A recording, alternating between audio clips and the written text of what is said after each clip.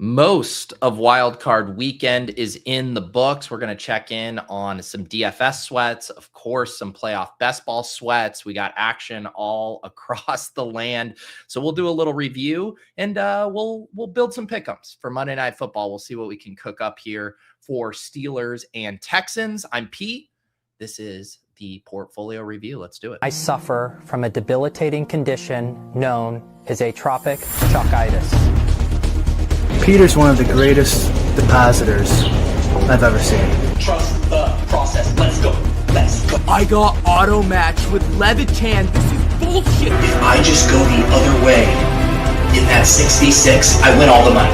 All the money. If I had 150 lineups, I'd win too. Process over results. Illuminati make a bitch go crazy. I don't know which one of these my baby. Bust down AP, clear 5 bullets to your head like KD. Bust it, bitch go bust it. And I had 10 pints with me in Russia. Hey everyone. Hey everyone, indeed.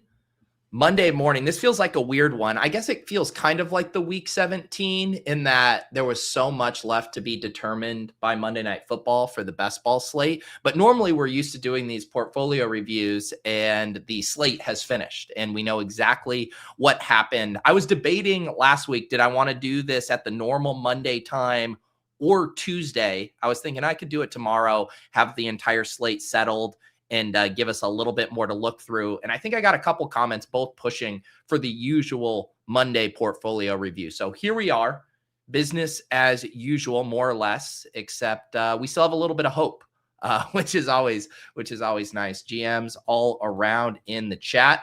Looking fresh. My Brazilian friend from the Bash says I'm looking fresh. I don't know about that, man. I was actually out late last night.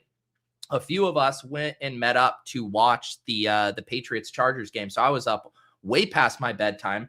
Shout out to Buck and Matthew and Lou Dog. Was fun, getting outside of my house and watching a little football with the boys last night. Although we apparently picked the worst game of Wild Card Weekend to go and watch football after having 5 or 4 other incredible games over the weekend. But, can't complain. Still a pretty decent slate, I think, all things considered. Hair looking like you need a Pat Fryermuth 40 burger to advance.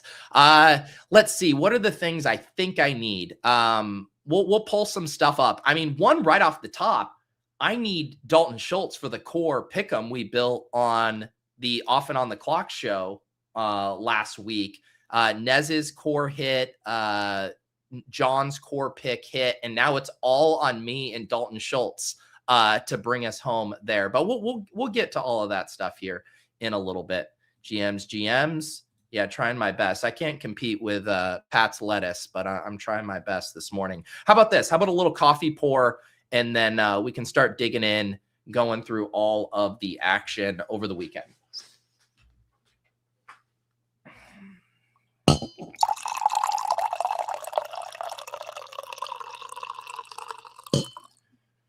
All right. The coffee is poured. And you know what? At first I was like, oh, we'll just go straight to Underdog because I didn't play DraftKings. And then I forgot at the last second, I threw a lineup into the SPY, just completely hand built, no sims, no solvers. Again, the takes here. Let me see if I can actually get this screen shared here. Of course, this lineup looks like it was hand built, as you'll see from the results. But, I figured I'd continue my tradition of donating $100 to Jason Robbins in the SPY.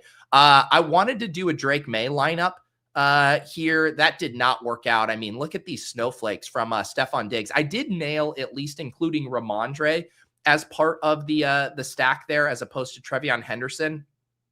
Just with how involved Ramondre's been in the receiving game. And he certainly was the lead back yesterday. So it was a May, Diggs, Stevenson. I didn't have any Chargers on this lineup. I played James Cook. That was wrong. You needed to play Josh Allen if you're going to play a Bill. Or I guess Khalil Shakir. What? Shakir had 10 catches? That would probably play. Josh Jacobs was a colossal flop. That was a huge hit basically everywhere in the BRs. It was a huge hit to our FFPC playoff contest portfolio. Devonta Smith was fine at 5,900. He scored 15 points. I do have Dalton Schultz naturally still going tonight. And then I played Rams D because I was mostly fading that game. So yeah, this was a disaster of a lineup, but you know, I am nothing if not one, transparent, and two, consistent in showing you my SPY lineups here.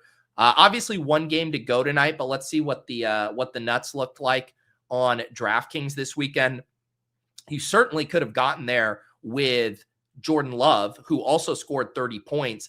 This team actually doesn't have Love or Dobbs, who I kind of expected to see on the winning lineup, but this one has the Josh Allen to Dalton Kincaid. It had CMC, who had 30. DeAndre Swift was fine, 17.2 points. Parker Washington at nearly 50% ownership and still drops 26.9 points. Man, we were joking all last week about all the steam coming on Parker Washington. And guess what? It was fully justified there. Very nice score from him. Puka, of course, nuked there, even had the rushing touchdown. Jalen Coker as the low-owned piece there, really the only Panthers player to make any noise. But yeah, he really went off. And then Loveland. So this lineup per the 2025-2026 meta did go double tight end. Colson Loveland nukes 8 receptions for 137 yards, hits the bonus. Chargers defense. So that is what a shipper looks like here, assuming, what do they need to hold off? Looks like they're probably going against Schultz tonight. Needs to fade, what is that, 17 points or so from Dalton Schultz. So pretty fun to have a Monday Night Football sweat / anti-sweat there for these guys at the top of the SPY leaderboard. Travis says, Packer fan here, the amount of stress that fourth quarter gave me. Yeah. What a colossal, fuck up by the Packers there not to close that game out. That game really had such a big swing on so many things with playoff contests, because I feel like in almost every draft you did in the playoff best ball streets, there was a fork in the road where you basically had to choose your fighter. You're like, am I going down the DeAndre Swift, Luther Burden road, or am I going to go down the Josh Jacobs, Christian Watson road? And in a weird way, going down the Packers route was fine for advancing your teams, because Dobbs went off, Love went off, Reed was fine. But unfortunately, those teams are going to stop scoring points, as are your Green Bay Packers there in the playoffs. So my condolences, Travis. Bro just hopped straight out of bed to the grind. Yeah, not quite straight out of bed. I've been up for about 4 hours watching April and playing with her. But yes, I did not get all pretty for you guys today. I'm so sorry. Yeah, man, this was a tough one. Kyle says, I'm sure glad we had Hampton active to sync all my lineups. I mean, what a rug pull on that one. I did put his lower in our Haterade core for the pick'ems that hit. Actually, let's just pull that up. Let's head over there. I'm done looking at DraftKings. This is the only lineup I played. But let's head over here to Underdog, and then we can kind of get to all the fun stuff here. We'll go window, and we'll pull this up. We will do a little bit of a zoom here. Let me minimize my bookmarks bar. All right, here we go. Yeah, the Hampton stuff, though, was pretty nasty work. He obviously shouldn't have even been active for that game. Clearly isn't fully healthy right now. So I don't know what was going on there with the Chargers' decision to play him, but not really play him. I will show this pick'em that hit for us here, our Haterade pick. So John, Nez, and myself each put in one play that we wanted to fade over the wild card slate here. And we had James Cook lower than 15.05 fantasy points. I believe this was, I can't remember if this was, I think this was Nez. Yeah, he comes in at 6.1 points, easy shipper there. John had McCaffrey lower 58.5 rushing yards. He comes in at 48. Had the 2 passing TDs, but yeah, the rushing stuff has just not been there for him. And then Omari and Hampton. I was surprised when we pulled this up on Friday's show. I was like, oh, are they even going to have a Hampton line? You know, sometimes when guys are questionable or coming back from injury, they won't even post it. But they had 62.5 scrimmage yards for Omari and Hampton. This might be the most satisfying lower I have ever placed in my life. He had -1 yards from scrimmage. So the Haterade here with the boost hit for a nice, 8.26x, 8.5x there. And then the sweat going into night for the pick'ems is, let's see here. This is the main core. So Tyler Higbee, higher than 5.15 fantasy points. He gets to 5.5. Justin Herbert, higher 29.5 rushing yards. This was a smash here from either John or Nez there on the rushing yards, gets to 56. And then I, half meme, half reality, putting all of the hopes and trust in one Mr. Dalton Schultz to clear 42.5 receiving yards tonight. And this will be a 9x with the boost there if Dalton Schultz can do that. So that would be a nice little payday here. Nice little boost to the account if we could ship this core pick'em here.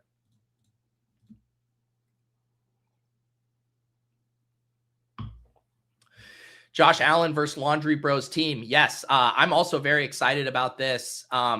It was a funny thing because collectively there was a lot of interest in rooting for the Jags, playoff bags, wanting to fade Liam, all of the main reasons you would root against the Bills.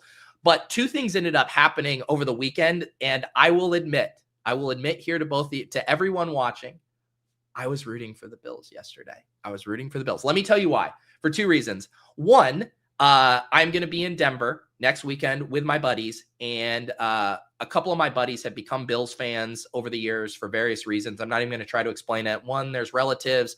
My other buddy, Rich, his son just loves Josh Allen. It is what it is. They really wanted to see Bills at Denver. I would have been fine going to, Texans, Steelers, whatever, versus the Broncos and just go enjoy the atmosphere. But this lined up perfectly for our group. So we are going to try to go to the game, I think. And so I was rooting for that. I wanted Bills to be playing Denver. But the other thing is with our FFPC portfolio, the way things shook out, our best teams ended up being Josh Allen teams. And we needed, obviously, Josh Allen to win that game to keep those Josh Allen teams alive in the FFPC playoff contest. So a couple of events there pushed me to rooting for the Bills. So, it is what it is. I did like this Jags team. I thought they were the better team, but Josh Allen, just the better player there. So hard to compete with Josh Allen when he's going full-blown Superman mode. And I think that Broncos-Bills game will be very fun. The Bills open up as, I believe it was 1.5 point road favorites there in Denver. And it's going to basically be the same thing that they just had versus the Jags all over again. Josh Allen with no help going in and trying to beat a Denver team that isn't too playoff tested, at least this version of the team with Sean Payton and Bo Nix. So I'm very excited for that game next Saturday.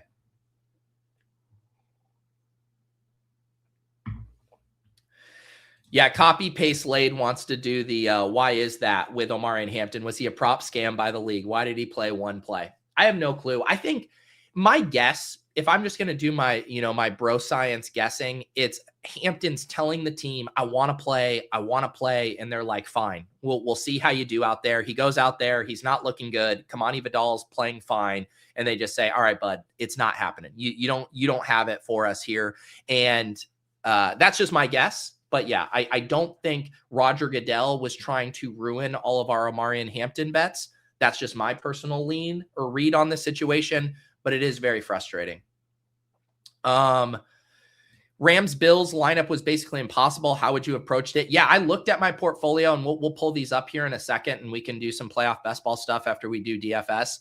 But yeah, it was really hard to get those. I don't think I have very many Bills and Rams stuff that's still advancing. Because you basically could get one of the premium pieces with Josh Allen. You could do like Josh Allen with Adams or Kyron. I guess you could, backfill it with Corum, with the tight ends, but getting the premium pieces, Puka Allen was impossible. You couldn't get that. And then you had to choose if you have Allen and Adams. I mean, that team might not have even advanced because Adams bombed. So at that point, you need Adams and, you need Allen, Kyron, and then Parkinson. That's probably the trio that would have helped you advance that team. It was very tricky there for sure. All right, let's do let's look at some daily stuff here on Underdog. I did not get in quite the volume that I normally do. This was the first week, I think all season, that I did not max the BR. Ended up getting to 75 entries instead of the full 150 there. And coincidentally, had one of my highest finishing teams of the season on half the volume. We'll see if it holds, but I have this team in 15th place right now. It's a Jordan Love to Jaden Reed stack. It has Christian McCaffrey and Dallas Goedert, Kyron Williams, and Parker Washington. And it has 122.42 points. It's in 15th place for 1,500. Obviously, no more PMR. When you scroll through the leaderboard, there's basically no PMR until you get down to like 110 points range.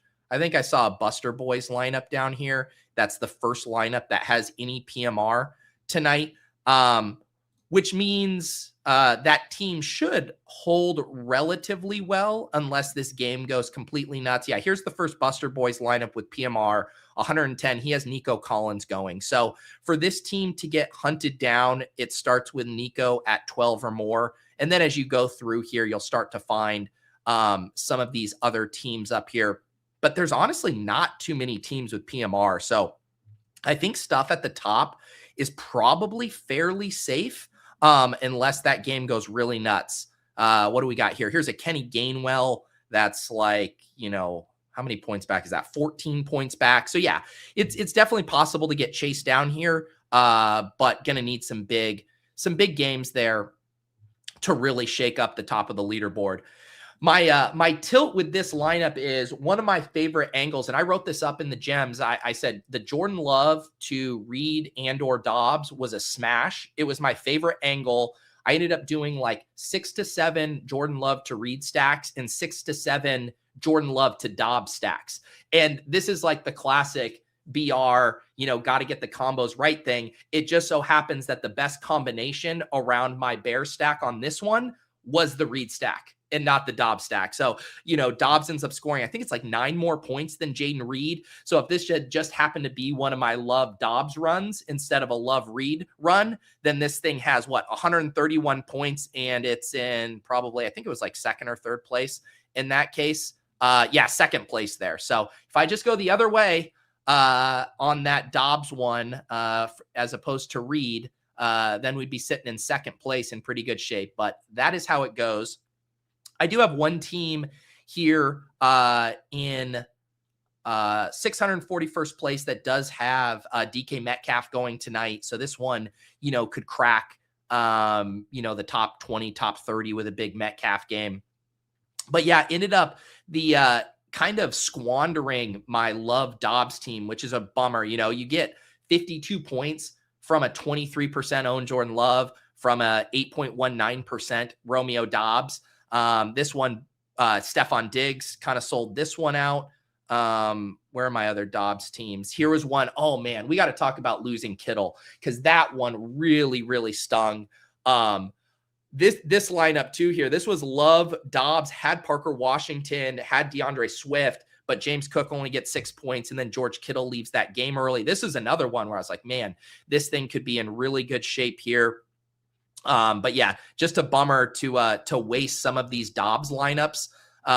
Here's another one that I was looking at heading into Sunday. I was like, this was one of my favorite lineups because it had, 80 points from Love, Puka, Dobbs. And I'm sitting here being like, we got AJ Brown and George Kittle and Kenneth Gainwell still to go. All right, here it is. We found a shipper in here. And then AJ Brown drops every fucking ball thrown his way. And George Kittle gets carted off the field and is chugging tequila before halftime. So I also wanted to join him in chugging tequila when I saw that he submarined this lineup here as well. So it is what it is. That's how the BR streets go, but should end up being a solid week for me in this main BR. And I think that's the lesson that we can take away. Sam Sherman only drafted 57 Best Ball Mania teams, wins $2 million.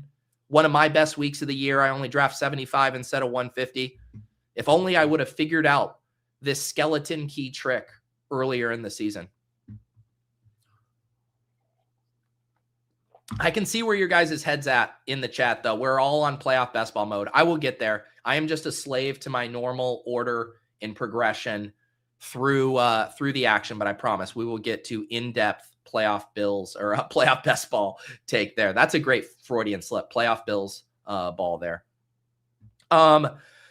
We're also going to get to previewing tonight's game. We'll build some more pick'ems and all of that stuff.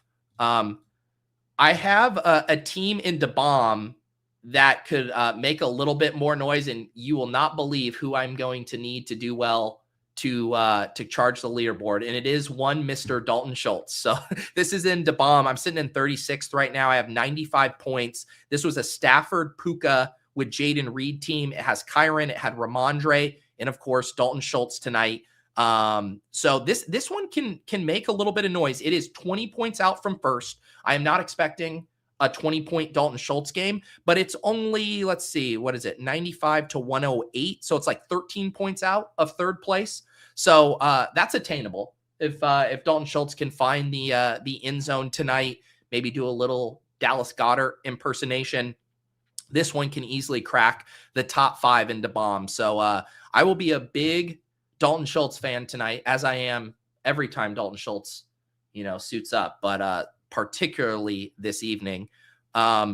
This was another one where I was hoping that it just broke my heart when Kittle left, because this was a love to Dobbs in the bomb. I remember doing this to bomb. I was ready to do another Jaden Reed. I was like all in on Jaden Reed.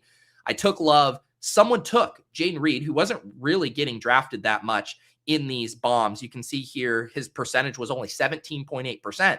Someone takes Jaden Reed, and I'm like, fuck, all right, I will diversify some of my heavy Jaden Reed bags this week into a Romeo Dobbs. And then I'm sitting here looking at this team, and I'm like, Jordan Love to Dobbs. And then I'm going into Sunday with CMC, Devonta Smith, and Kittle. And then I have Woody Marks obviously going tonight as well. And I'm like, man, this one is well positioned here as well. And Kittle goes down 1.1 points. One of those where you just desperately wish you could flip the Kittle to Colston Loveland.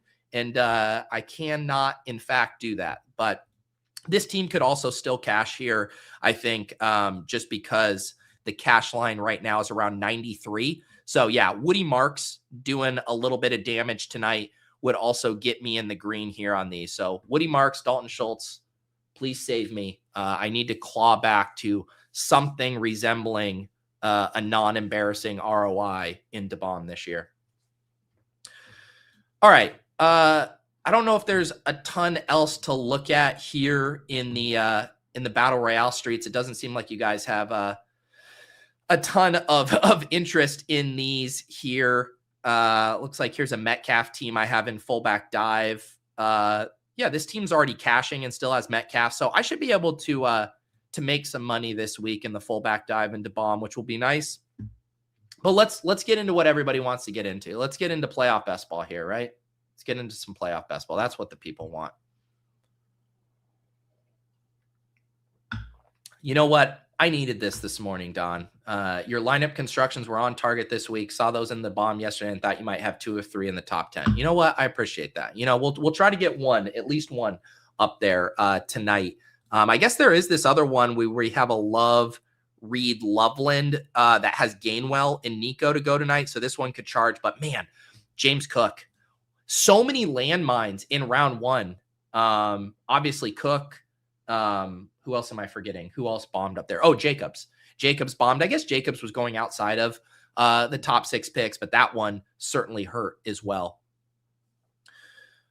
Wait, FV Fantasy fading 20 bombs from a few players to take down the BR. I didn't notice that you were up there. Oh, I always forget that you're top stat. FVF. Congratulations, man. This is a sick team, dude. The Jordan Love double stack with the Loveland bring back, CMC, Parker Washington, beautiful team there. I'm not going to try to jinx you by saying if you were trying to hold on to a BR lead, the game with the lowest total of the week being the last remaining game feels like it would be a clean sweat, but I'm not going to jinx you.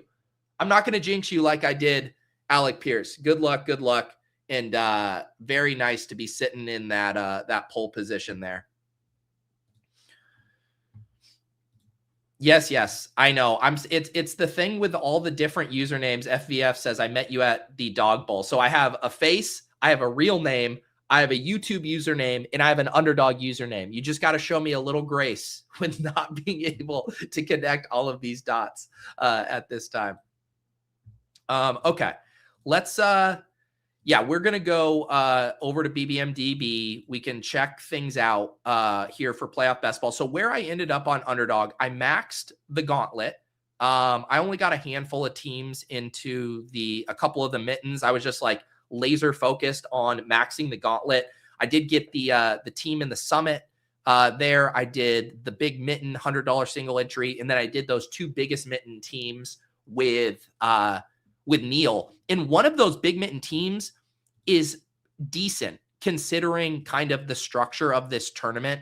So this is a 2 of 6, 2 of 6, 2 of 6, 8-seat final. We should be able to advance this team. It's the single Stafford team.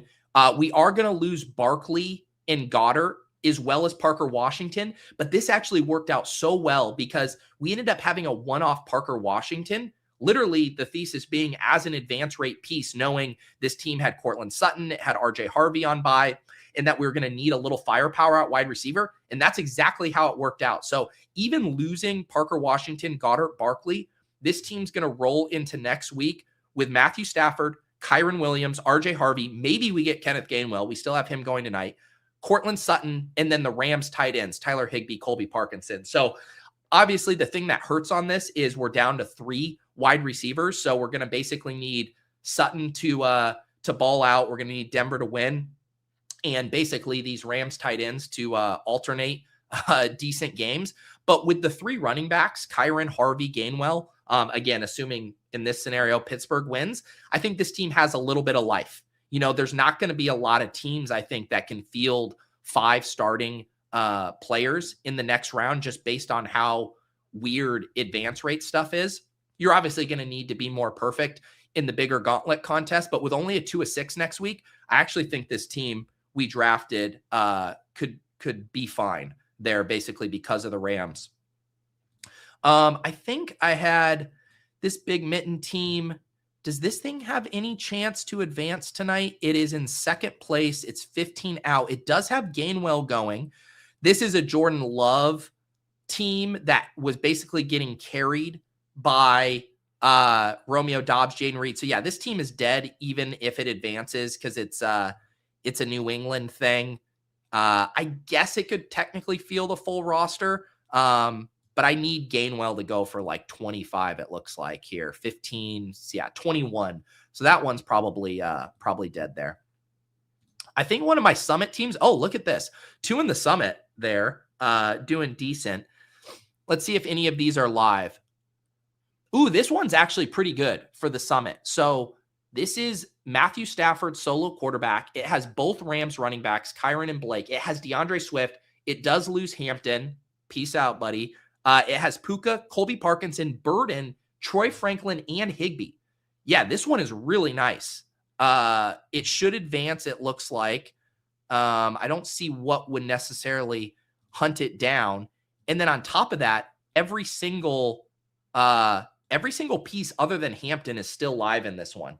So that one looks good. I'll obviously lose. I'll need Rams to win, and then I'll lose Swift and Burden. But I'll still have Franklin on the other side, and then I'll just be pulling for a Rams and Denver Super Bowl, it looks like. But nice to have that mega Rams onslaught advance. And then what is round 2 in the summit? 1 of 5. So yeah, that's doable for sure.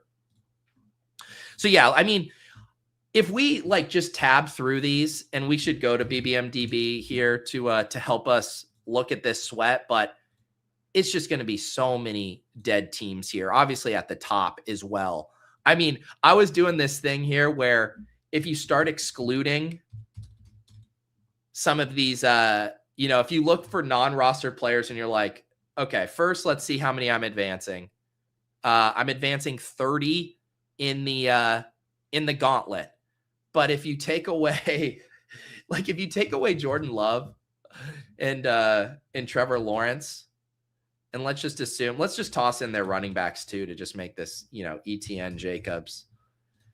So I go from advancing 30 teams down to 8 if I remove these 2 guys. Just that there alone gets me down to only 8 teams. So the portfolio gets thinned out very, very quickly there. Looks like my best team.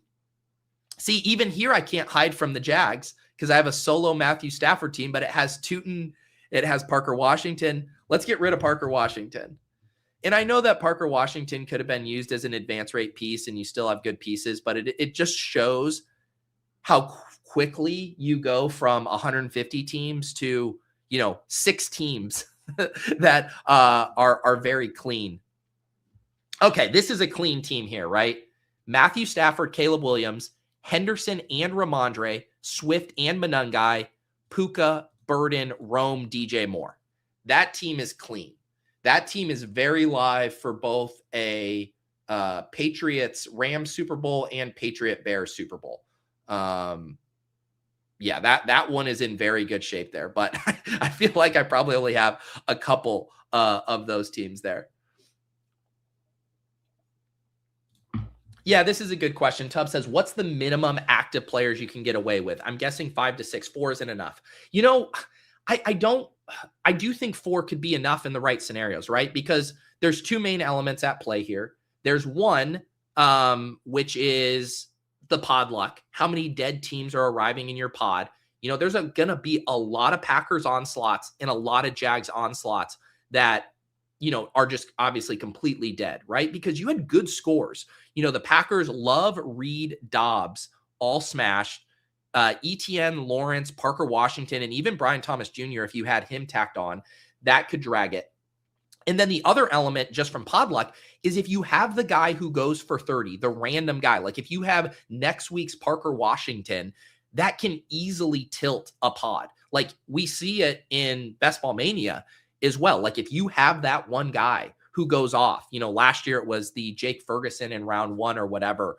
You can certainly sneak a team by even with only 4 healthy players. But yeah, it's going to get tougher and tougher as we progress, but it's going to be very variant from pod to pod on what is the minimum amount you can get away with to advance.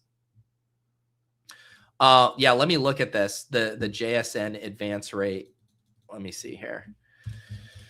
Jackson Smith and Jigba. I am not advancing a single team. Let's see what his overall advance rate is. Wait, how do I do this? Why is it not showing me? It makes, because this is looking at my portfolio. Duh. Here we go. Let's see. Jackson Smith and Jigba. Oh my God. 3.4%. 3.4%. That is rough. Yeah, and I mean, it makes sense, right? I mean, CMC and Josh Allen and Puka all go nuts in round 1. Like, how do you even combat that? You basically needed, to build a good JSN team. Well, let's just see what these look like. Here, let me do a JSN without Lawrence. I want to see, a team that actually looks good.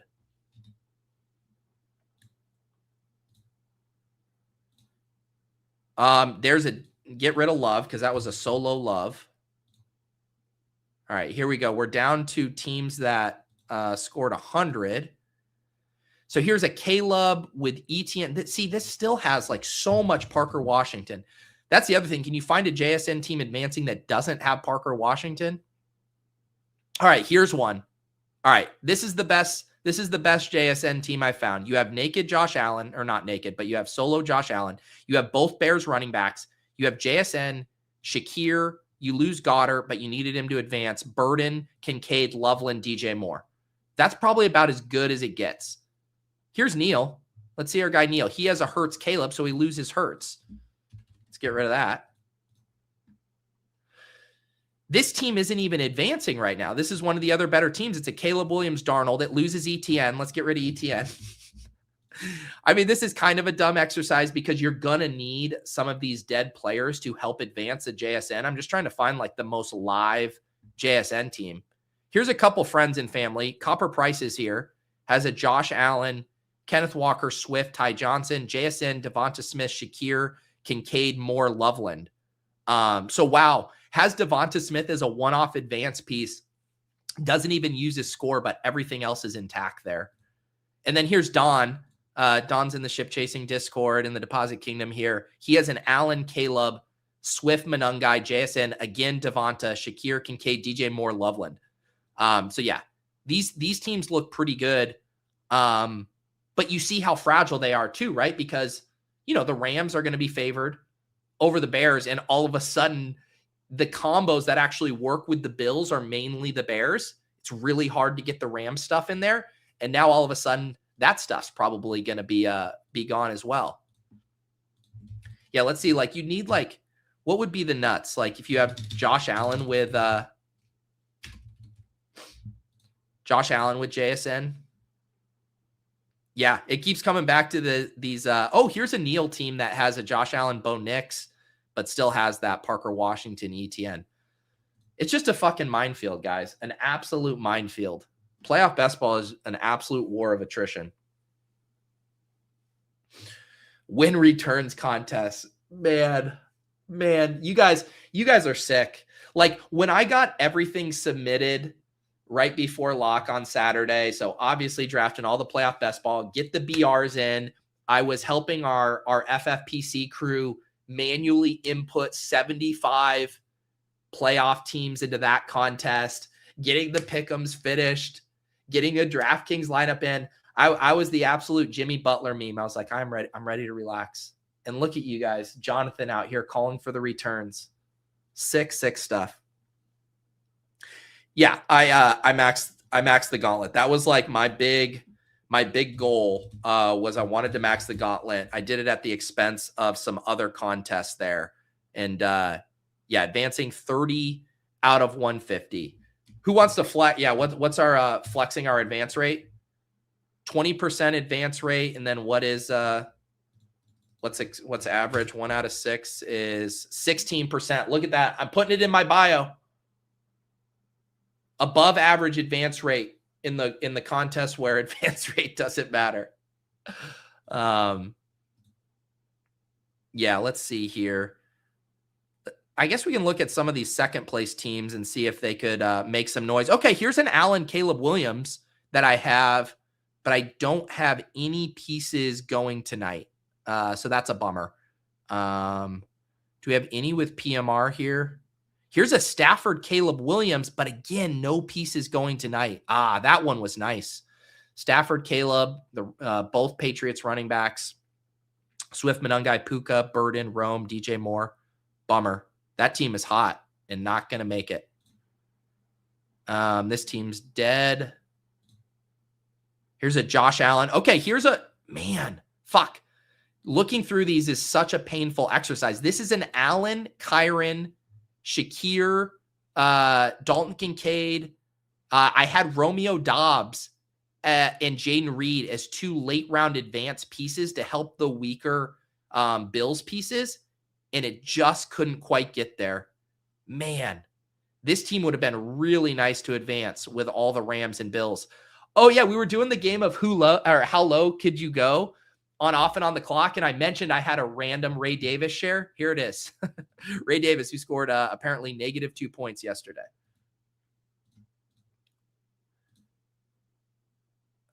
Yeah, I can't find any of these close teams that have any PMR. Okay, here's one. All right, this one's interesting. This is a Niners Texans team. And again, one off Romeo Dobbs to save the day down here. Brock Purdy, CJ Stroud, McCaffrey, Kyron, Woody Marks, Kittle, Diggs, Jawan Jennings, Pearsall, and Dobbs. So I am, how many points back? I'm 9.22 points back, and I have Woody Marks going tonight. So I'm going to need a decent game from him to get this one through. But that would be nice to have a Niners-Texans team live that also still has Kyron going. Yeah, here's one that's 7 points back. Still has Metcalf. It's an Allen team. Okay, it has Nico and Metcalf going tonight. So yeah, there's going to be a little bit of shakeup tonight. There's certainly some teams that can sneak in. I guess one way to do it is you could just look at Nico teams that are still. Yeah, this is the one I just looked up. 7.42 from Nico tonight. Do I have any Metcalf that's in striking distance?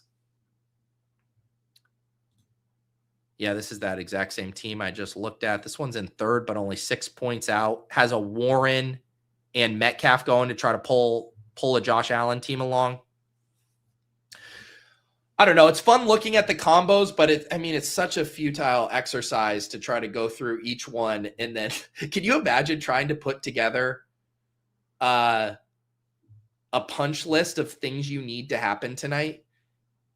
Because for every, Nico team that would claw its way in, you're going to lose another team and vice versa. I don't know. Let's just see how the chips fall after tonight.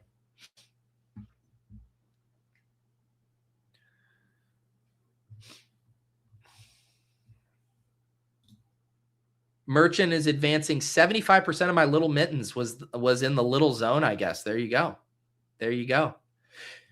Yeah, if you load it up, like I said, on Packers and Bears, who I do think were the best values relative to high-end skill position players, strong probability of the game shooting out, and then you just hope that you're on the right side of it, right? But if you on a lot of teams, you basically had either Packers or Bears, I think, in most instances. And so it makes sense that you would have a high advance rate if you were kind of concentrated on those two teams. Let's see here. Pete, what's your AFC, NFC championship predictions now in Super Bowl? Okay. This is fun. I will say, I think we're looking at the Seahawks coming out of the NFC. I think the Rams beat the Bears, but then go on the road and lose to the Seahawks. I think the Broncos take care of business versus the Bills. Josh Allen is incredible, but the magic is going to run out at Mile High against a well-rested Sean Payton team coming off the bye. And then I think we're going to get Broncos, Patriots in the AFC Championship game. Broncos taking care of Drake May there. His first playoff road game is going to be a tough test for him. And then we'll get Seahawks, Broncos, a rematch of that Super Bowl. What was it, like 2012? 2013? I can't remember the exact rematch there. Seahawks, Broncos, and Broncos take it home. There you go. My official predictions. Burgundy, are we going to have a returns contest for these next rounds? Yes, definitely.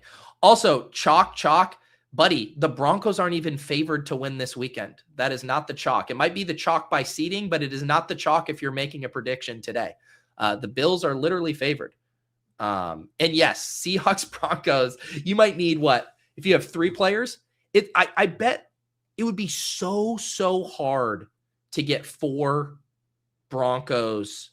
That would be a fun thing if PD had that, if you could search by like teammate numbers and basically be like max or min, 3 Broncos plus Seahawks, or min 4 Broncos plus Seahawks, and see how many of those teams are advancing. I think it would be capped at like 3 players from the combined bye week teams.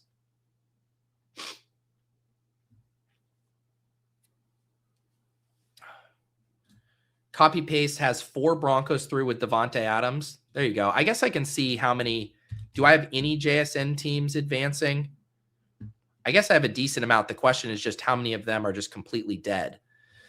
So here's a Lawrence Love. Like that's completely toast. Here's a Hurts Love.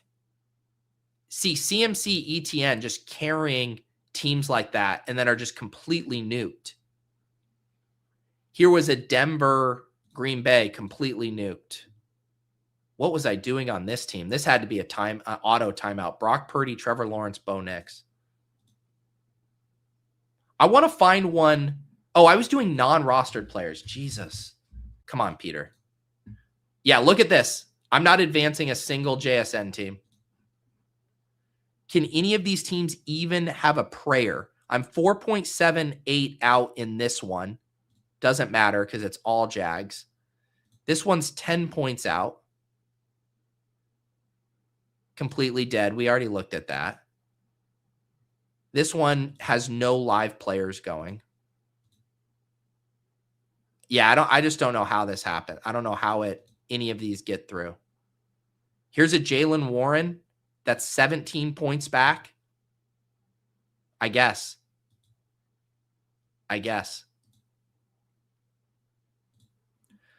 I need to look at like Jackson Smith and Jigba. Who would be the guys that would be still live tonight? Gainwell. I don't have a single JSN Gainwell. We'll pull up my JSN Warren team. I guess I don't, or not Jacob Warren. Jeez. We're struggling this morning.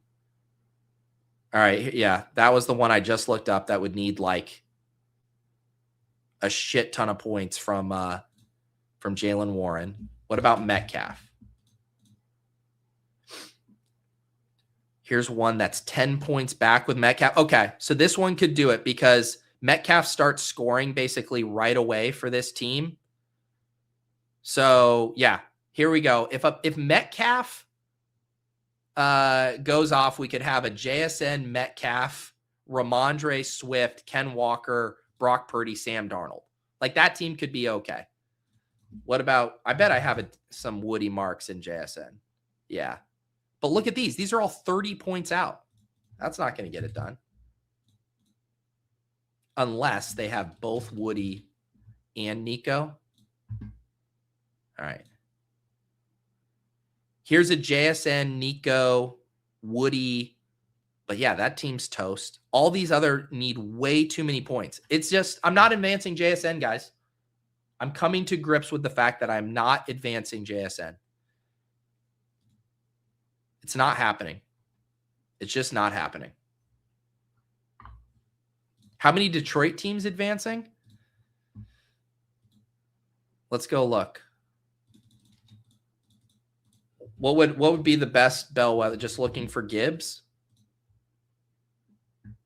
Sure. See, I wasn't even drafting the gauntlet this early. I don't even think I have any Lions players. Look at this. This is how you know you're drafting early.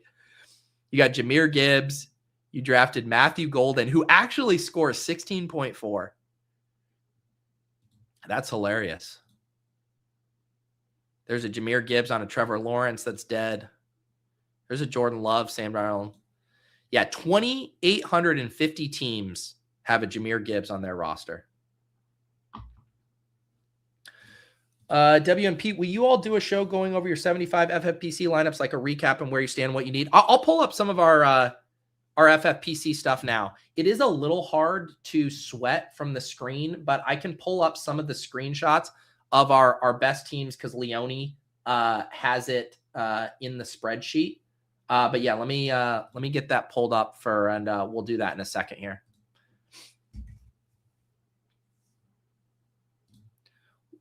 Chris has one Knicks Harvey Franklin team and two Knicks Harvey Sutton teams advancing now that I look. Yeah, that's nice. I guess that's the thing I didn't look at was on the Denver side. Those are obviously easier to advance because you weren't spending a round one pick on any of them. Like if I just look at my Harvey teams. Yeah, not a ton of Harvey here. There's a Bo Nix Harvey, but this one has all Packers, which isn't fun. Okay, this one's actually pretty good. It used ETN as an advance piece and Parker Washington, but it has Brock Purdy, CMC, Harvey, Kittle, Jawan Jennings, Pat Bryant, Ricky Pearsall, Dalton Schultz. So that stuff can certainly play.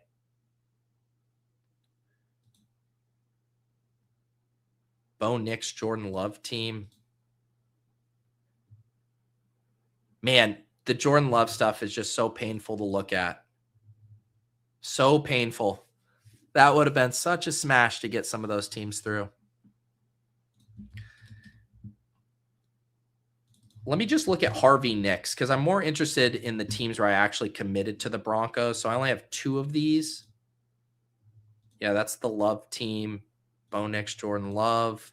Geez, all of these are Bo Nix, Jordan Love. Unreal. Unreal. Okay, this one. This would be a really fun one to get through. What is this? This is 16 points back, and it has a 0 from Woody Marks right now, and DK Metcalf starts scoring at 5.5. So this one would be fun. Matthew Stafford, Bo Nix, Kyron, RJ Harvey, you lose Hampton, Marks, Puka, Sutton, Metcalf, Higbee. These are the kind of ones that you want to squeeze through. For sure. Yeah, I mean, Pat, absolutely. Kyle asking, can you also talk ownership and how Pat's projections fared? Yeah, I mean, Pat just smashed the projections, like scary, scary close. There was a couple spots where he was a little bit off, but like on the whole, his R squared for the projections was insane. He's gotten very, very good at it over the years.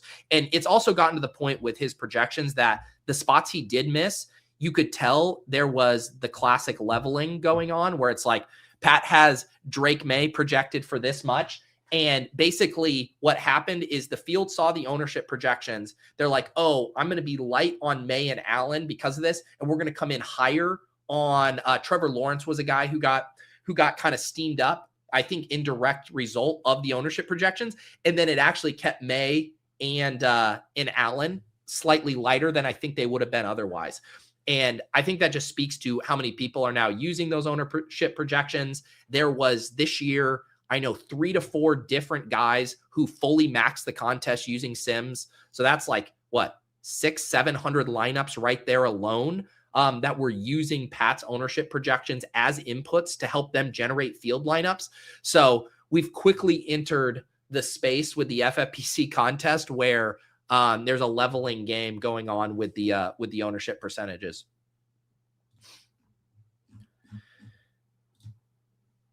Go AZ says Coker was the skeleton key in the FFPC. Yeah, kind of and kind of not, because there just aren't enough teams that have him to where he's likely. You have to have just absolute perfection around him. I'll show you our best teams here. Yeah, so there were 0.4. There's only 28 entries in the entire contest with Coker, and then a lot of them will have like other dead pieces on it, right? Like if you have Josh Jacobs, well, now there's only 8 teams, or actually, let me look, not Josh Jacobs. That's the what I meant to do. So it gets thinned out very quickly here.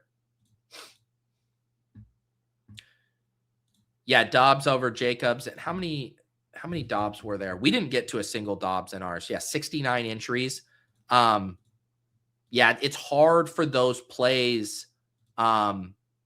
I think it was even, we talked about it too, like the Jake Ferguson year. I believe Jake Ferguson didn't even end up being in the optimal when he had those 3 touchdowns, just because there's so few teams that have him and you still have to get so many other things right. Here's the best little screen grab of some of our best teams here. Obviously, the green are really good scores. Blue is like nutted score as far as like basically being impossible, it feels like, for a teammate to kind of separate from them in a meaningful way. But yeah, a couple of these Josh Allen teams are our best. And you'll notice some of the big stands here is their Green Bay fades. 2 of these have Green Bay fades. So you have no Josh Jacobs. Like you really needed to avoid Josh Jacobs. And then if you have Josh Jacobs, you really need a pretty big unique lever to help you claw your way out. So this CJ Stroud team is in okay shape if James Cook has a big game and CJ Stroud kind of pulls a Jordan Love and advances. But yeah, it was a tough needle to thread, and you just get your portfolio, gets synthesized down to just a few teams very quickly. Obviously things can change. But for the most part, you really kind of know what you're rooting for after just this weekend. And, tonight you can see some of our big sweats here. We're going to be big Woody Marks fans, big Nico Collins fans on this team, and then CJ Stroud on this one. But yeah, the last night actually went really well for us because these were our 2 best teams heading into it. And we had Hunter Henry and Chargers DST on both. And it looks like Chargers DST is going to be like the optimal DST you want in a loss. And then Hunter Henry, yes, he could be threatened by May in 2 games or Ramondre in 2 games, but that round 1 score from Hunter Henry was extremely helpful there.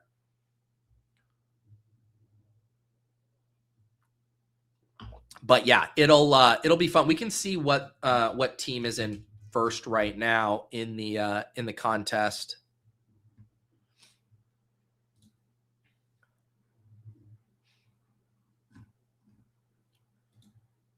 So it's a Josh Allen, Christian McCaffrey, ETN, Puka, JSN, Loveland, Ramondre, Nico, Christian Watson, Barkley, Lutz, and Chargers team defense there. So, even up at the top here, they're going to need to fade the Broncos, which makes sense on an Allen team, right? To have the soft fade with Will Lutz there. Who else were their full fades here? They full faded the Charger or the Panthers, and then is it the Steelers? It looks like they hard faded the Steelers here as well. So we'll see how that team shakes out tonight as well. But yeah, 203 for that first place team. If you avoided Josh Jacobs, you were basically in so much better shape than the field, because he was probably the biggest landmine as far as the heavily owned players there. Barkley ended up 56% owned in the contest, only scored 6.8 points. That one is going to sting for sure.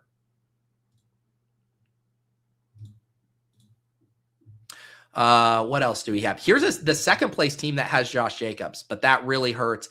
And man, the other thing, you look at these Ted Arroyo teams, if the Panthers were somehow able to pull off that upset, anything with a Carolina skill piece would have been so valuable, because everyone played just the full fade on Carolina. Even Fitzpatrick, the kicker, would have been a really nice play to have had the Panthers pulled that off, but just did not break that way. Who would have thought Puka and CMC were going to smash? Who would have thought? Who could have thought about that? Certainly not me. I was too busy trying to figure out which Green Bay wide receiver was going to go nuts. The Tub wants to have a moment of silence for all my dead roster spots teams. Let's all have a moment of silence. We all put a lot of great soldiers out there on the battlefield this weekend, and only a few remain. So I think a moment of silence punctuated by a coffee pour is really the only way to pay our respects.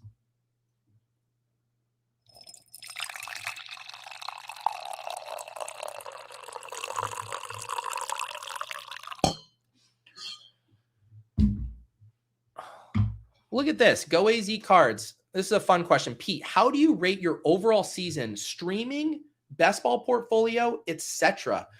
Best ball season, I thought was good. Best ball season was good. I didn't draft nearly as much as I had in previous years. I basically streamed all one of my 150.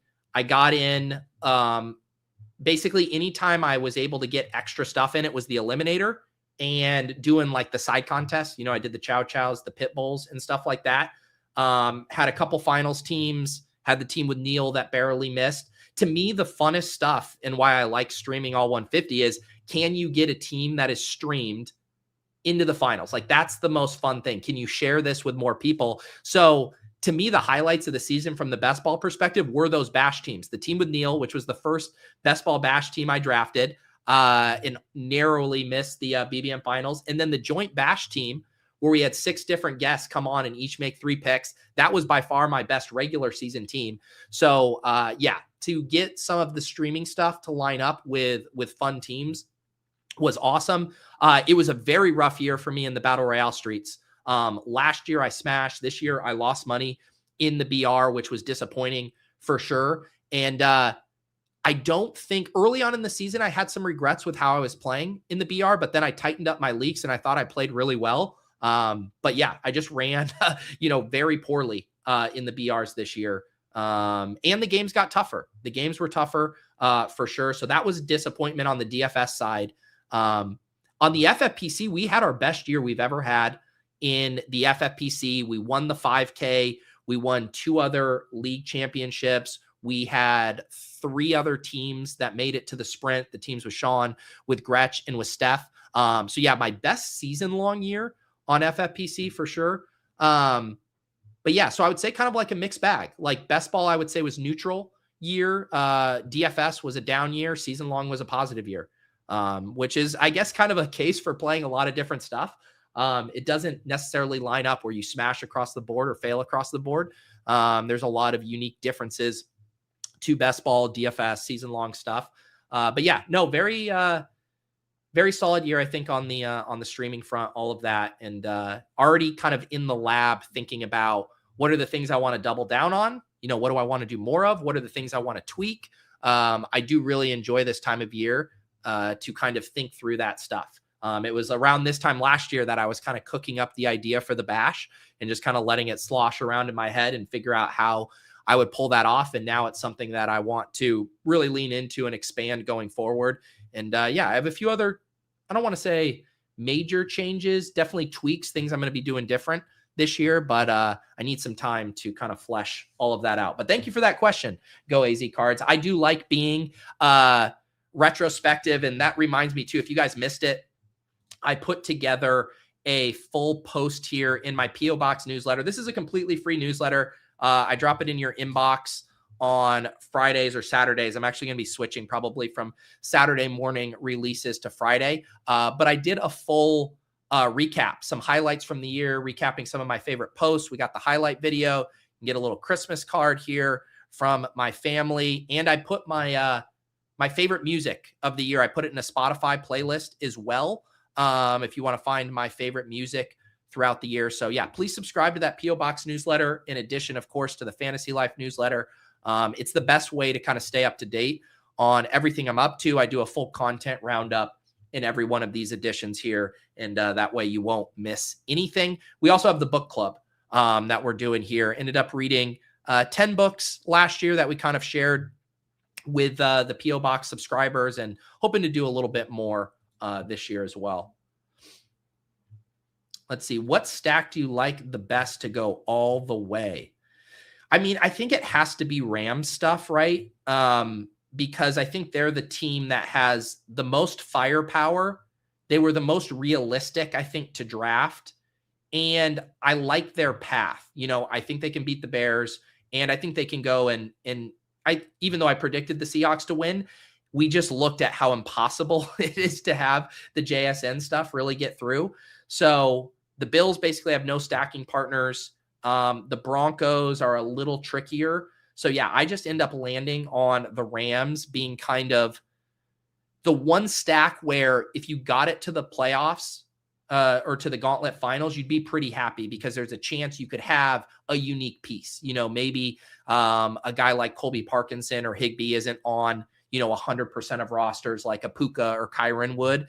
And I think that makes it a little bit interesting there. Brady says, has the contract for YouTube been signed for next year? And does DK regret not having the rake-free Deposit Kingdom contest? Yeah. Has the contract from YouTube been signed? We will definitely be streaming. I don't know exactly what you mean by contract for YouTube. Luckily, I'm self-employed in that regard. But yeah, I don't know if DraftKings rused the day that they ignored my request for a rake-free Deposit Kingdom tournament. It is what it is.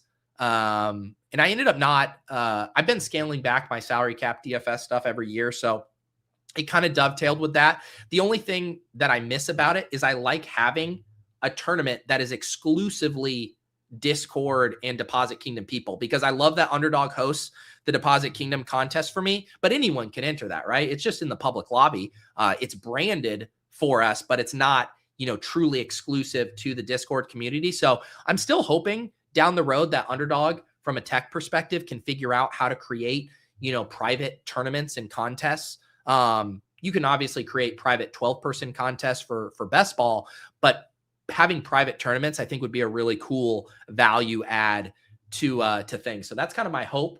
But yeah, DraftKings, if you guys want to come crawling back with your tail between the legs because you missed the hyper engaged Deposit Kingdom community, putting 3 $10 entries into a rake free contest, I'll pick up that phone. I'll pick it up.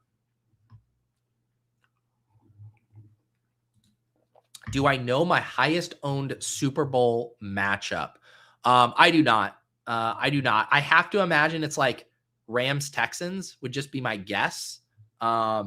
maybe I think it was Bears, Bills, and Rams, Texans when I was looking at my portfolio and just scanning through teams. I think those are probably my cleanest paths to having some good teams here. I think the team I'm most excited about is this team I drafted with Neil that could have Stafford, Kyren, Harvey, Gainwell, Sutton, Higbee, and Parkinson advance. I think to only lose 3 players in a contest this small and advance it, I think it's going to be pretty solid because this team doesn't have a single, it doesn't have any Packers or Jags, who I think are just going to be represented on so many of the divisional round pods that I really like how that's going to work out. Oh, okay. Now I know what you mean. I think Brady was asking if you're still going to partner with the YouTube NFL for the opening game again. Yeah, I have no clue. Obviously, I'm very open to that. I had an incredible time doing that. But yeah, I have. I don't think anything's been announced as far as what that game is. If YouTube is gonna, have the rights to that one specifically. But I would love to participate in that because I had a blast. It was a great experience. But yeah, no, it was like a trippy thing in that. It was an incredible experience, but it just kind of one and done, right? Like it happens and then it's over. It's not like there's a direct follow-up to it. But yeah, I don't know what's going to come of that. Tubbs says, dumb question, but on Underdog, is there a quicker way to draft players on the web, not the app? I hate scrambling at the last second, having to click the drop down and scrolling down. I mean, I can show you. I personally like drafting on web. I do the majority of my drafting on web. I find it much easier personally, partly because the Android app can be buggy for me at times, and I just don't like missing picks. But yeah, I mean, on the Underdog app, you can star players, you can search pretty quickly. I mean, all the functionality is the same. I just find being able to navigate it easier on web. But I think hopefully that answers your question. But yeah, you can just start typing a name in and pull it up pretty quickly. Adrian, did you do any of the way too early drafts with all the dead teams? Do you think someone could take it down with a full 5-man team in the Super Bowl? I did one early draft. I was like not in the headspace, nor did I have the time to commit to early drafting. So you can see here, I have one team that does. There you go. There's my Jahmyr Gibbs. This team is not going to advance, but had it advanced, we drafted this one on the Bash. We did this one on the Bash. I just remembered. It has May and Darnold, Kenneth Walker, Ramondre, JSN, Diggs, Booty, Shaheed. We basically just, instead of Lions players, we would have needed something else to help advance this. But to answer your question, do you think someone could take it down without a full 5-man team in the Super Bowl? Sure. I mean, again, it goes back to the matchups. Like, what are the matchups? If it's Broncos Seahawks, then you could certainly take it down without a full 5-man. If it's a little chalkier, if it's like a Rams, I don't even know what would be chalkier. I guess Rams Broncos would work, something like that. Then yeah, you're probably going to need a full lineup, would just be my hunch.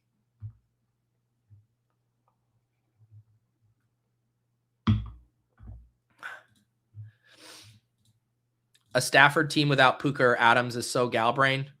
Yeah, I mean, I don't even know what you would have done to get that or how you would have gone about doing it. I guess you do Kyren Stafford at like the 1-2 turn and then just load up on the tight ends late.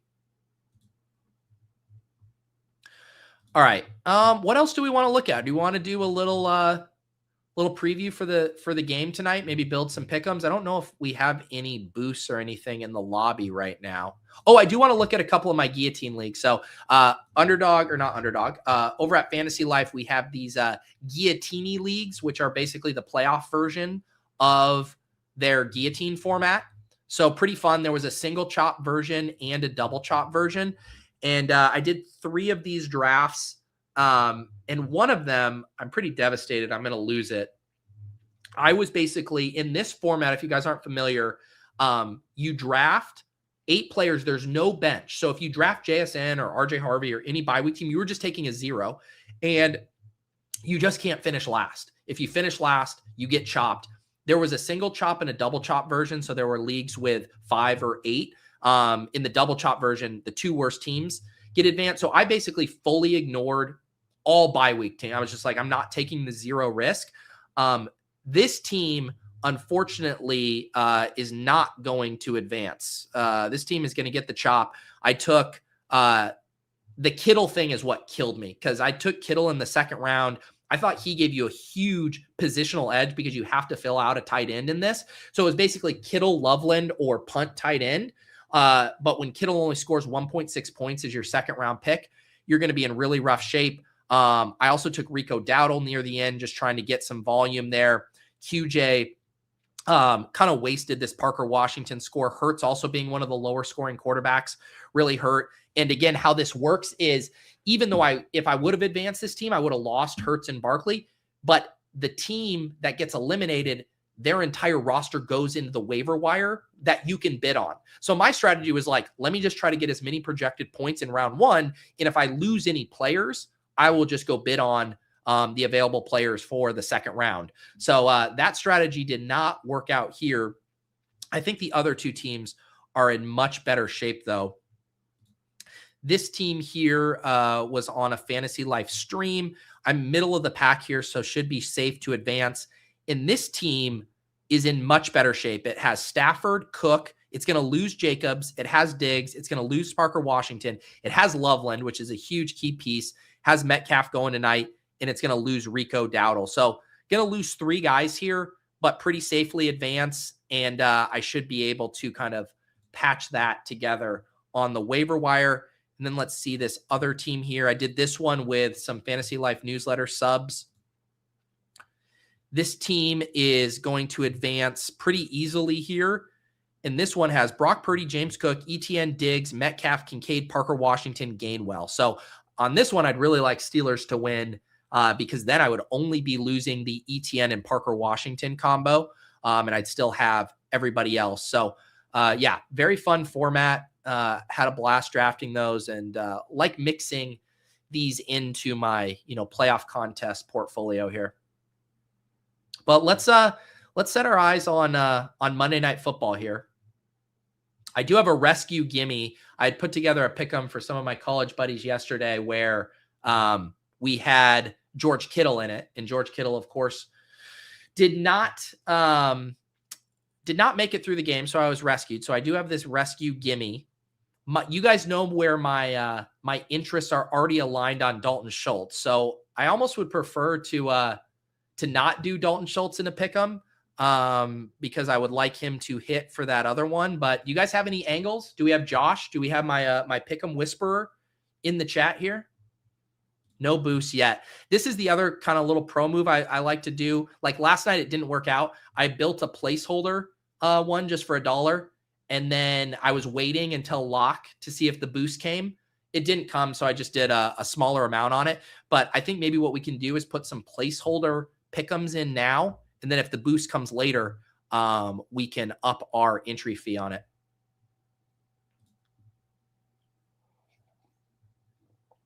Stroud over under 25 fantasy points tonight. I mean, 25 is a pretty big number.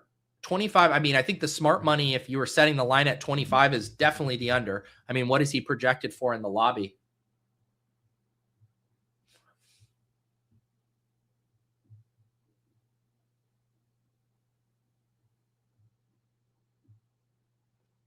Uh, 15.75. Yeah. So if you like Stroud over 25 fantasy points, you head to the lobby there and click the 15.75. I will say I kind of like that though. Now that we throw it in there. One that I like. Okay, so I want to talk about a combo one here, and I'm curious if this would dock us. I like Gainwell rushing lower with the receptions over. And I wonder just how much of a correlation doc we would get on that. But if you did lower there and then higher on receptions, so that's at 0.8. Let me just see what receiving yards is. Okay, so are they not even gonna let us do that? Let me see. That would be a bummer because I do like that. Oh, no. I don't want. hang on, let me try this again. Are they going to let us do that or not? That's my question. Gainwell, higher receiving yards, lower, and then if we did Stroud. Okay. So that's not a bad dock there. I don't think that's too bad. I like Schultz, but you already got enough on him. I know. I'd like to separate my Schultz bags a little bit. What do you guys think about this though? Gainwell, higher receiving yards, lower rush yards, and then play CJ Stroud higher fantasy points at 15.75. I mean, he's had one game. He had the game against Vegas where he was below this, but he cleared this at LAC, easily cleared this versus Indiana, cleared this versus Arizona. Gainwell targets. What are the Gainwell targets at? I'm open to that for sure. 5.5 targets. The only problem with that is it has a 0.78 dock. And he has been clearing this number pretty safely in a lot of these. I just don't like the dock on it. You basically, and they don't give us 5.5 receptions. They jump it from 4.5 to 6.5. I guess you could take it to 7 targets. You could take it to 7 targets, but even that, I kind of would like the chance for him to be able to do a little damage in the open field. I think that's kind of been one of the selling points for Gainwell this year is how good he's looked with the ball in his hands. Like he's not just a catch and fall down guy. He's been making some plays. I think I like the yards. All right. You guys are all scared about Stroud. We don't have to do Stroud. I mean, Pittsburgh, the way you beat Pittsburgh is through the air. I mean, they have been very bad against wide receivers and tight ends. This was one of the reasons I like Schultz so much heading into the week, and I'm pulling up the Fantasy Life DVP stuff here. Let me sign in. Fantasy boost per game. Steelers give up the 5th biggest boost to opposing tight ends. They give up the, let's see, what boost is this? They give up the 6th biggest boost to opposing wide receivers. I don't know why we're scared. And they give up the 5th biggest boost to opposing quarterbacks. Why are we scared of Stroud? This is a good matchup for Stroud.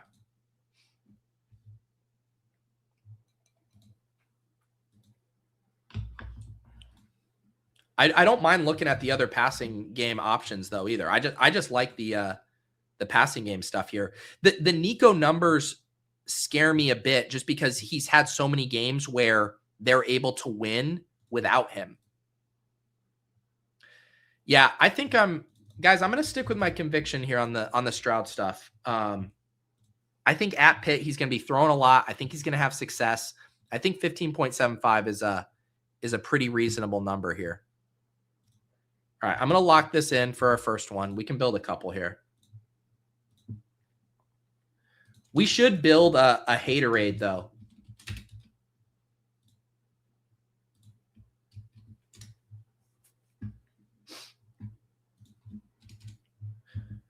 We should build a Haterade.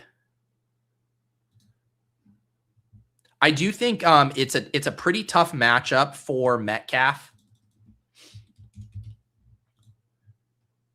If we go Metcalf lower,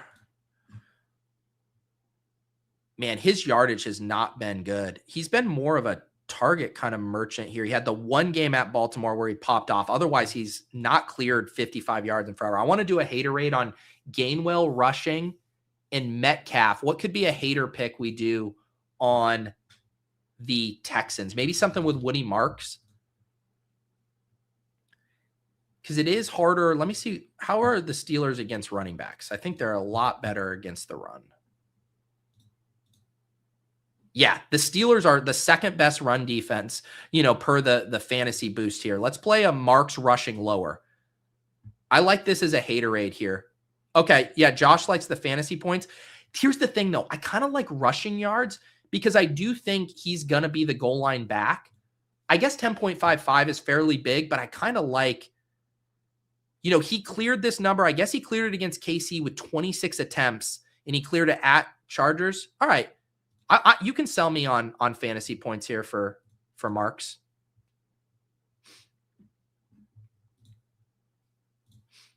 You know what? This is what I'm going to do. I was going to do $25 on this. I'm going to run this two ways. I'm going to run it once lower Woody Marks fantasy points at half that, and then I'm going to run it once yards. I'm going full Haterade hedge. Run it two ways. Woody 1. And let's reuse this on the yards just so we can have two cracks at this. And ideally, we just sweep it. All right, there we go. Woody 1 and Woody 2. You can run that how you'd like. Should we do something fun? Maybe something touchdown or slide related here? What did you guys like? Were people liking Noel? Ladder up Noel? That's fun.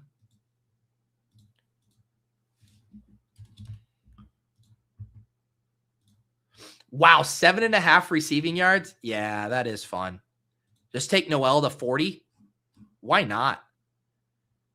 He was 3 for 54 there.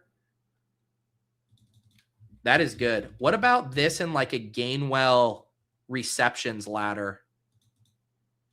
Gainwell catches it. How about this? How does this look, guys?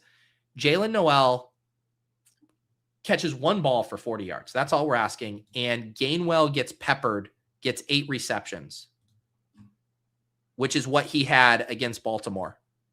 8 receptions. This is a 36Xer right here. That's fun. Let's put that in there, a little slide.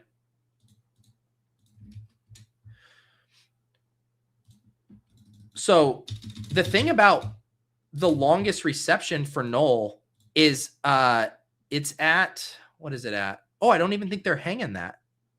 I don't even see that up there. They're not even giving it to us. But I don't mind that because I feel like you can get access to higher upside just through playing the yards. Because his longest reception, if he does hit, it's probably going to be like a 20 to 30 yarder. So might as well have some outs for him to climb it all the way to 40. His name is Noel. And what should we do? Oh, I have this rescue gimme. I need something good for this. All right. Let's take my freebie here. What's the funniest freebie I can take? Here, we'll put the CJ Stroud in since we're otherwise scared of him. All right, there's my freebie. I want to kind of do like a big Nico slide too, just in case he does pop off here.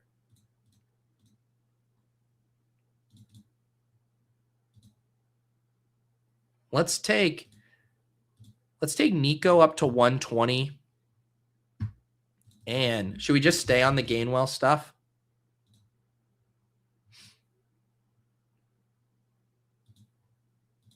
Let's take him to like 50 receiving yards. This is my gimme, so I understand. Wait, why are they? Please, oh, they want me to do my promo last. They really don't like it when I do the promo first, do they?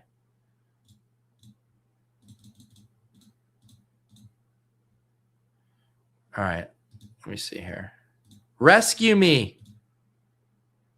Rescue me at whatever. We'll put Jalen. Wait, why? 1 promo per entry. Oh, is this the thing where they're... Why are they doing this again? Oh, they put it on Kenny Gainwell. Come on. I have not mastered the art of applying my promos, that's for sure. Here we go. We finally did it. Wait, did I? No, now I need the promo. Come on. You're killing me. What is going on? Okay, I finally did it, guys. I finally did it. Okay, we're doing Nico 130, Kenny Gainwell 50, and then we have the Jalen Warren promo. Man, that was more difficult than it needed to be. I'll drop that in the chat, but I'm guessing you guys don't have a gimme pick like me.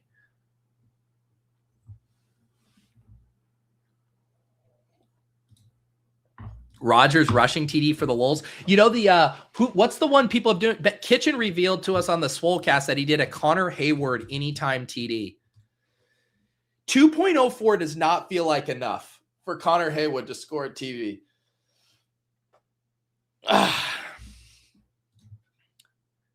That does not feel like enough. Adrian likes MBS yards. Man, you guys are sick. See, I think this is where I have to end the stream once we get to the MBS stuff. In the Fryermuth, that's when we know we got a balance burning a hole in our account right here. We don't have anything. I don't think we have anything to draft NFL wise, right? Yeah, there's nothing to draft here. We can look. We'll do our little look ahead to next week. We can take a look at some of these lines here. So Seahawks are going to be 7.5-point home favorites versus the Niners. I like the Seahawks, but doesn't that number feel a little big for a division rival? It feels a little big to me. And I know no Kittle is big, but the Niners defense was playing well yesterday. That number just strikes me as kind of big there. And being able to get that full 7 feels kind of good to me. Broncos as 1.5-point home favorites versus the Bills. I promise I'm not just being a laundry bro. And by laundry bro, I mean, I used to root for the Broncos very hard about 15 years ago. I do like Broncos with the points here at home, 1.5 points. And then Bears, Rams. This line feels really efficient. Rams -3.5. I think they're just the way, or just such more of a well-rounded team, I guess is what I'm trying to say. I am curious about these over-unders. This is the first I've looked at these. Seahawks and Niners is 45.5. Bills, Broncos, 45. Bears and Rams is 49.5. And if we get, I think either Texans or Steelers heading to New England, that's going to be what? Like a 42, 43.5 probably down there, maybe even a smidge lower. I think about 42, 43 would be my guess for either of those teams. Probably maybe a point lower if it's the Steelers, a point higher if it's the Texans would be my guess. And what the Patriots are probably -2.5 versus those teams. Maybe, do you guys think it'd be closer to a pick 'em? Maybe it's more in that 1.5 range, similar to like the Bills Broncos line. Dinger just dropped. Got to get in there. Oh my God. We will do obviously off season, off and on the clock. We will start getting into some multi-sport draft fleet stuff. But I got to let the ADP settle a little bit there before I hop in. Under on San Francisco, Seattle. Yeah, I can see that for sure. Jake Tongas. Yeah, I mean, many people are saying George Kittle is just a system tight end. Tongas just rolls in and it's like nothing ever happened. They don't miss a beat. All right, guys, this is going to be it for me. It was fun hanging out with you guys. As far as my schedule for this week, tomorrow we will have Swolecast like usual. And then Thursday, so I'm traveling Friday. I'm heading to Denver. Going to be watching the games with my college buddies, the divisional round weekend. But I think the plan is to try to squeeze in the 2 DFS shows I normally do on Friday on Thursday. So I think this is my goal, is Lulz becomes a hybrid Bully the Sims Lulz. So like Yuta joins Brian and I, and we talk a little bit about the divisional round. And then I think Bash is not going to be able to happen because we're going to do off and on the clock Thursday afternoon instead. So yeah, I think that's how it's going to work out. I'm not going to have an After Dark this weekend, obviously, because I'll be traveling. But then we'll get back into a routine of After Darks and all of that good stuff. So that is my schedule for this week. Swolecast tomorrow, Bully the Lulz, Bully the Brick, and off and on the clock on Thursday. I'll also have a Fantasy Life stream probably at noon. But yeah, I think that's it for me. Enjoy the game tonight. Good luck with all of your best ball sweats. And how about Dalton Schultz for 40 yards one fucking time? We'll see you guys soon.